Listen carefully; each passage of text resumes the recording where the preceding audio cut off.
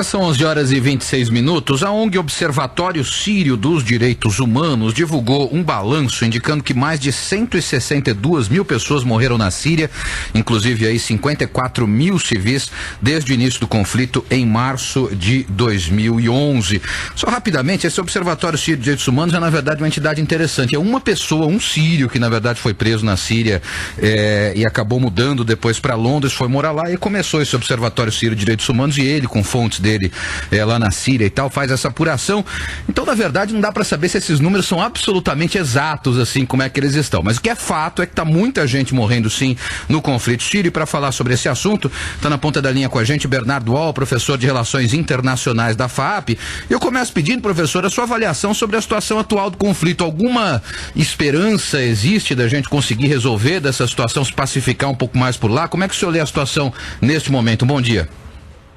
Bom dia, Paulo. Bom dia aos ouvintes da Rádio Band News FM.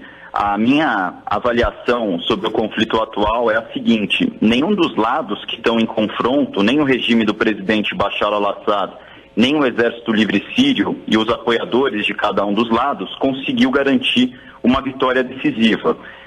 Por enquanto, o impasse ele vai continuar. Não há perspectivas para o fim das hostilidades, não é?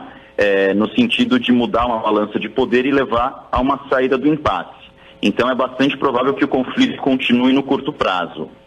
Inclusive, professor, porque, embora assim, a gente sabe os rebeldes, a ditadura do Bashar al-Assad e tudo, mas na verdade o Bashar al-Assad ele representa um número razoavelmente grande de grupos políticos e até religiosos, né? Os cristãos, por exemplo, se identificam no fim das contas na Síria mais com Bashar al-Assad do que com a oposição.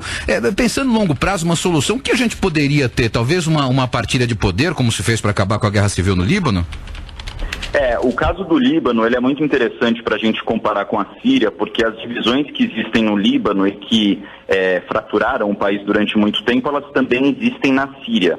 E o regime do Bashar al-Assad, ele se apresenta como guardião da estabilidade, ou seja, não há nenhuma perspectiva outra que não a do regime para assegurar a existência do país.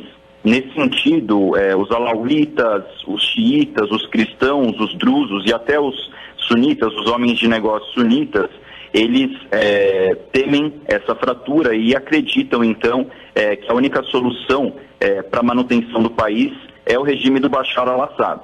Então, uma solução seria uma negociação entre o regime do Bashar al-Assad e o Exército Livre Sírio. O problema é que há outros elementos mais radicais, como o Estado Islâmico do Iraque e do Levante, que vão sabotar essas negociações porque eles têm outros objetivos. Professor, o Brasil, aliás, deve ter algum papel nisso? Tem como participar de negociação, alguma coisa, ou outra história que não dá muito pra gente se envolver, hein? É uma pergunta muito interessante, porque a gente pode avaliar a política externa do atual governo, é uma política externa mais discreta.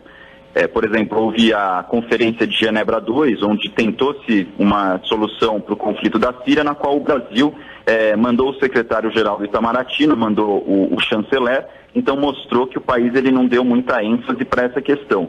Talvez fosse no governo anterior, governo do presidente Lula, onde a política externa foi caracterizada como mais ativa, havia essa possibilidade, mas na atual política externa da presidente Dilma Rousseff eu acho bastante difícil, porque é uma política externa mais discreta, menos engajada. Bernardo Wall, professor de Relações Internacionais da FAAP, comentando com a gente aqui o conflito na Síria. Números do Observatório Sírio de Direitos Humanos dão conta de mais de 162 mil mortos em 3 anos de conflito. Professor, muito obrigado pela atenção. Eu que agradeço a oportunidade.